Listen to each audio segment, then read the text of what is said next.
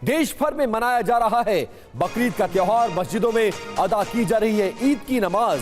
बकरीद को लेकर पुलिस और प्रशासन पूरी तरह से पूरे देश में अलर्ट नजर आ रहा है। और किस तरह से देखिए पेट्रोलिंग की जा रही है घोड़ों पर और जगह जगह कानून व्यवस्था सुदृढ़ रूप से चलती रहे। चार तस्वीरें आपके सामने, लखनऊ, गोरखपुर, अयोध्या और सीतापुर में पुलिस किस तरह से फ्लैग मार्च कर रही है ताकि कानून व्यवस्था सामान्य रहे। सुरक्षा के पुख्ता इंतजाम किए गए। यूपी में पुलिस प्रशासन विशेष सतर्कता बरत रही है। बकरीद के चलते यूपी के कई शहरों में फ्लैग मार्च निकाला गया। लखनऊ, गोरखपुर, अयोध्या और सीतापुर की तस्वीरें आप देख सकते हैं। प्रीति श्रीवास्तव हमारे साथ इस वक्त लखनऊ से हमारी संवाददाता जुड़ी हैं। प्रीति, किस तरह से सुरक्षा व्यवस्था पर निगरानी रखी जा रही है और लखनऊ से क्या खबरें आ रही हैं? आज का दिन किस तरह से शुरू हुआ लखनऊ में?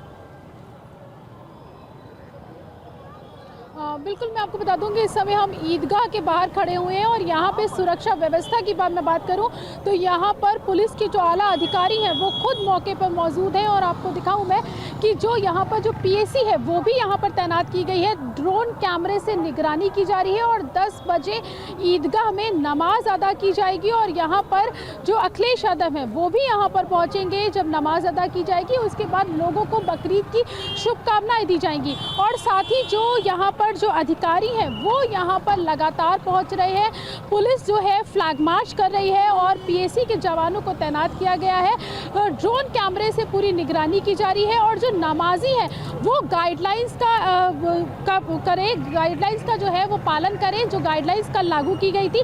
और उसमें साफ तौर पे ये कहा गया था कि कोई भी जो नमाजी है वो सड़क पर नमाज ना पढ़े। उसको लेकर भी यहाँ पर जो है वो लोगों को बताया जा रहा है। हालांकि जो धर्म गुरु है उन्होंने भी लोगों से अपील की है कि सड़कों पर नमाज ना पढ़ी जाए। जिनको भी नमाज पढ़नी है वो ईदगाह में नमाज पढ़े या तो मदरसों और अपने घरों में नमाज जो है वो अदा की जाए। हालांकि लोग भी इसका पालन कर रहे हैं। आप देख पा रहे होंगे यहाँ पे कि किस तरीके से लगातार जो नमाजी है, जो लोग हैं वो यहाँ पर पहुंच रहे हैं। पुलिस की तरफ से निर्देश भी है, लोग उसका पालन भी कर रहे हैं और साथ ही सुरक्षा के भी पूरे इंतजाम है। शुक्रिया आपका इस जानकारी के लिए, इन तस्वीरों के लिए। और इधर मुंबई की एक और सोसाइटी में बकरे लाने पर हंगामा। नाथानी हाइट्स सोसाइटी में चोरी छिपे बकरे लाने पर विवाद हुआ। सोसाइटी में कुर्बानी के लिए 60 बकरे लाए गए थे। बॉम्बे हाई कोर्ट के आदेश के बाद सोसाइटी में कुर्बानी पर रोक। बिना सोसाइटी की इजाजत के बकरा न काटा जाए, बॉम्बे हाई कोर्ट ने कहा। 60 बकरे लाने पर सोसाइटी के दो पक्षों में विवाद शुरू हो गया। तो बॉम्बे हाई कोर्ट के आदेश के बाद कुर्बानी पर रोक लगा दी गई है और सोसाइटी के आदेश का पालन करना बेहद जरूरी कर दिया गया है। अब एक और मामला सामने आया है सोसाइटी में बकरे लाने को लेकर।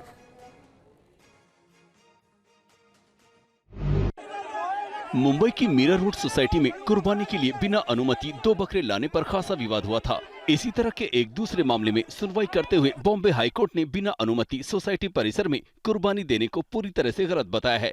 ऐसा करने वालों पर राज्य सरकार और महानगर पालिका प्रशासन को सख्त कार्रवाई करने के लिए भी कहा गया है। नाथानी हाइट्स के कई रेसिडेंट्स लोग ने हमें बताया गया है कि यहाँ पे कम से कम 60 बकरी लोग को लेकर आए हैं और इनका कल कुर्बानी करने वाले हैं। तो यही रिलीजियस सेंटिमेंट्स उनको दुख पहुँचाने के लिए ये वही कई बीएमसी के पास भी गए थे, पुलिस वाले के पास भी गए थे, बट उन्होंने हेल्प करने से इनकार किया। इसलिए हमें हाईकोर्ट की दरवाजे में हमको यहाँ पे आके खटखटाना पड़ा। सोसाइटी में बकरे लाए जाने पर विवाद इतना बढ़ गया कि पुलिस के लिए हालात संभालना मुश्किल हो गया।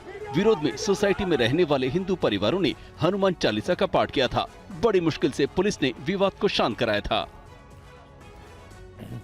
और वहीं बकरीद पर दिल्ली विश्वविद्यालय ने एक नोटिफिकेशन जारी किया जिस पर विवाद खड़ा हो गया।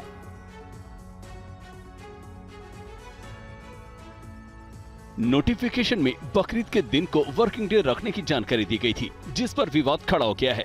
दिल्ली विश्वविद्यालय के शिक्षकों के एक संगठन ने बकरीद को वर्किंग डे घोषित करने का विरोध करते हुए इसे समुदाय विशेष के साथ भेदभाव बताया है। विवाद पर टीवी9 भारतवर्ष ने डीयू के कुलपति से बात की। टीवी9 को बताया गया कि दिल्ली विश्वविद्यालय में शताब्दी समारोह की तैयारियों के चलते ये नोटिफिकेशन जारी किया गया था। 30 जून को दिल्ली विश्वविद्यालय के 100 साल पूरा होने के मौके पर शताब्दी समारोह का आयोजन किया जा रहा है, जिसमें प्रधानमंत्री मुख्य अतिथि के रूप में शामिल होंगे। कार्यक्रम से जुड़ी तैयारियों के चलते कुछ लोगों को बकरीद पर बुलाने का फैसला लिया गया। एक ज़रूरत जिनकी है उसके हिसाब से हमने खोलने के लिए कोशिश की है, लेकिन जो लोग को फेस्टिवल घर पे मनाना है उस हिसाब से एक्टिविटीज़ उनकी हैं, वो एग्जम्प्टेड हैं सारे के सारे, तो यहाँ विवाद है ही नहीं। लेकिन क्या है कि थोड़ा थोड़ा विवाद करने की आदत होती है, जिनकी छुट्टी है वही विवाद कर रहे हैं। जो आप ये बड़े टीचर्स ग्रुप की बात करो तो ऐसा कुछ नहीं है, 5, 7, 10, 20 लोगों से एक कहने से कुछ होता भी नहीं है।